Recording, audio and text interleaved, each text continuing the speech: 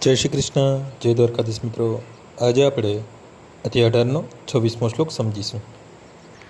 મુક્ત સંગો નહંવાદી ધૃત્યત્સાહ સમન્વિત સિદ્ધય સિદ્ધયો નિર્વિકાર કર્તા સાત્વિક ઉચ્યતે. જે મનુષ્ય ભૌતિક ગુણોના સંસર્ગથી રહિત, અહંકાર વગર, ધૈર્ય તથા ઉત્સાહપૂર્વક પોતાના કર્મ કરે છે અને સફળતા કે નિષ્ફળતામાં અવિચલિત રહે છે, તે સાત્વિક કરતા કહેવાય છે. કૃષ્ણ ભાવના પ્રાણી મનુષ્ય સદા ભૌતિક પ્રકૃતિના ગુણોથી પર રહે છે. તે પોતાને સોંપવામાં આવેલા કાર્યોના પરિણામની કોઈ આકાંક્ષા રાખતો નથી, કારણ કે તે મિથ્યા અહંકાર, ભાવ તથા ઘમંડથી પર હોય છે. તેમ છતાં કાર્ય પૂર્ણ થાય ત્યાં સુધી તે હંમેશા ઉત્સાહથી ભરપૂર હોય છે. તેના હાથમાં લીધેલા કામના કષ્ટ વિશે ચિંતા રહેતી નથી. તે સદા ઉત્સાહી રહે છે. તે સફળતા કે નિષ્ફળતાની પરવા કરતો નથી.